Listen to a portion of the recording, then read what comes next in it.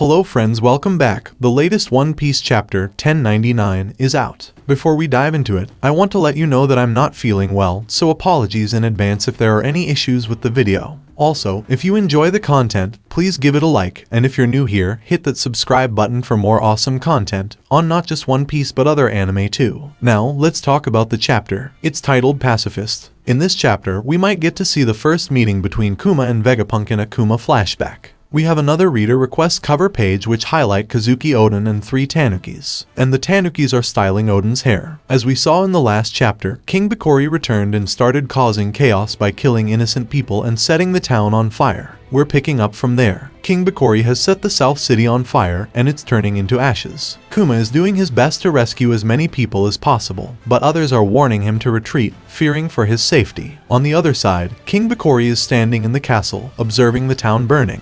He got inspired by the events in the Goa Kingdom, where Sabo's dad burned down Grey Terminal. Taking a cue from that, King Bikori implemented a similar policy in his own kingdom, burning down the south side of Sorbet Kingdom and shot down people who go against him. After King Bikori's destructive actions in the southern part, people start protesting against him. In response, King Bikori orders his soldiers to attack the protesters. However, Kuma arrives, visibly furious and enraged. He unleashes a powerful shock called Ursu's Shock, destroying the entire castle. The narrator mentions that this day will be remembered in Sorbet Kingdom history as the day of a one-man revolution. In the church, people are taking care of the injured, and Bonnie is worried about Kuma. From here we cut to Mary Mariewa, where someone is informing Saturn that there's a new king in the Sorbet Kingdom. And Kuma only became king because he couldn't refuse to the people demand, as they wanted him as king. So, he caved in, but still he lived in the church. The one who actually ran Sorbet Kingdom is King Bulldog, who was the king of Sorbet Kingdom 2 generations ago. In the next scene, a girl running inside the church, catching the attention of others, they wonder about her identity. Kuma is surprised because she resembles like Ginny. The girl asks why everyone is looking at her like that, and she told everyone that she is building strength to sail to the horizon with her daddy when she turns 10. This shocks everyone. While talking, Bonnie notices herself in the mirror and is startled by her appearance. Then, Bonnie returns to normal, and everyone realizes that she somehow ate a devil fruit named Toshi no Mai. Giorgio asks Bonnie if she remembers when she ate the devil fruit. Bonnie ignores Giorgio because she's attempting to age herself. Kuma intervenes, telling Bonnie to wait because her body might not be able to handle it. The conversation was going on about when Bonnie got the devil fruit and when she ate it. Just then, King Bulldog arrives with his mother Kanai. Giorgio is surprised and confuses Queen Kanai with Bonnie. However, Bonnie is disappointed because she can't control the age she wants to turn into. King Bulldog addresses Bonnie as princess and explains that he came to discuss something important with Kuma. He informs Kuma that King Bikori is spreading false rumors, claiming that Kuma is a tyrant king who set the village on fire and forcibly took the throne. The world government is supporting King Bikori in this. King Bulldog also reveals that King Bikori plans to return to reclaim his throne, gathering information and preparing warships. Upon hearing this, the old citizens fear King Bikori's return as he might harm them.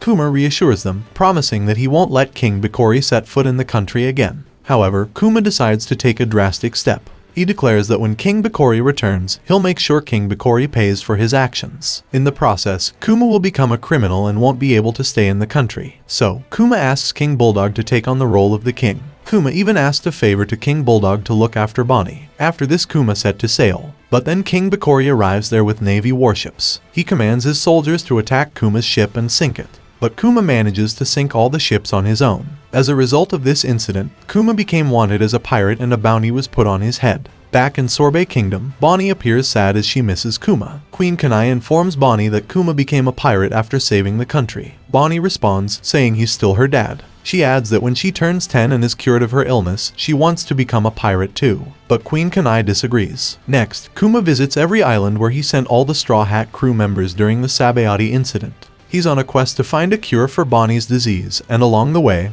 he helps many people. During his journey, Kuma encounters Abdullah and Jeet, who are after his bounty, but Kuma destroys their ship. Finally, one day, Kuma meets Dragon in the sea. All the members of the Revolutionary Army are happy to see him. Dragon informs Kuma that both Ivankov and Inazuma have been captured and sent to prison. Dragon also mentions that although articles have portrayed Kuma as a king, then a pirate, and even a tyrant, nobody in the Revolutionary Army believes those claims. As all this conversation was going on, below Betty asked Kuma that she wanted to become the commander of the East Army, but Dragon would not give that position to anyone unless you allow it. Kuma responds, saying he doesn't mind if a bad-mouthed girl like her wants to lead the Eastern Army. Dragon informs Kuma that Sabo and Koala want to see him. He mentions that the young revolutionaries are becoming stronger and they're eager to show their progress to Kuma. Dragon tells Kuma about Vegapunk, mentioning that his lab was relocated after an accident, and here Dragon is referring to Punk Hazard incident. Dragon emphasizes that meeting Vegapunk isn't easy, but he mentions that the new lab's defenses are currently weak, so Kuma should go and meet him now. Kuma expresses his gratitude to Dragon, mentioning that he had almost given up but will now make an effort to meet Vegapunk. He also adds that if he succeeds in curing Bonnie, he would like to fight alongside Dragon once again. Dragon simply said, "Let's leave fate to the blowing wind, my friend." We cut back to Bonnie where she's learning to fight so that she can become stronger. Kuma arrives at Sorbet Kingdom to take Bonnie with him to meet Vegapunk. Kuma brought Bonnie in a box to Egghead Island so that she wouldn't come in direct contact with light. Vegapunk and Kuma were both surprised by each other's appearance, as Kuma had never seen a human with a head as big as Vegapunk's, and Vegapunk had never seen a human as large as Kuma. Vegapunk asks Kuma if he will be his science subject, because he wants to learn about Kuma's body. Kuma agreed for this. Then, Kuma shared his concern that his daughter Bonnie was suffering from sapphire scale disease and asked Vegapunk if he could cure her. Vegapunk praised Kuma for containing the disease and said he can cure her. Vegapunk explained that he will use a new method not used before in medicine, a stem cell transplant technique. However, he mentioned that the cost would be very high, similar to creating a cyborg.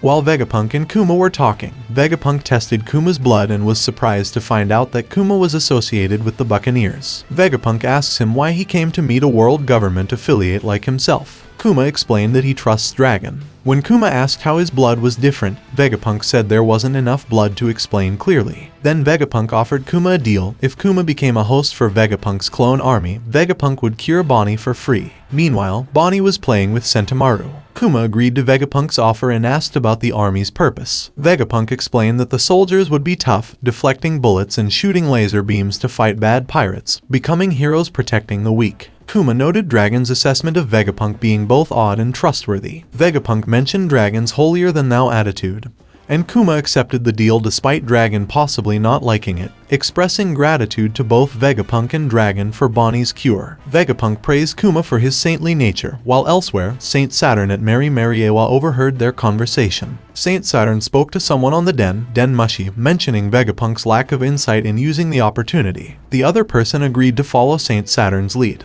Returning to Vegapunk and Kuma's conversation, Kuma humbly denied being a saint, calling himself a peace-loving pacifist.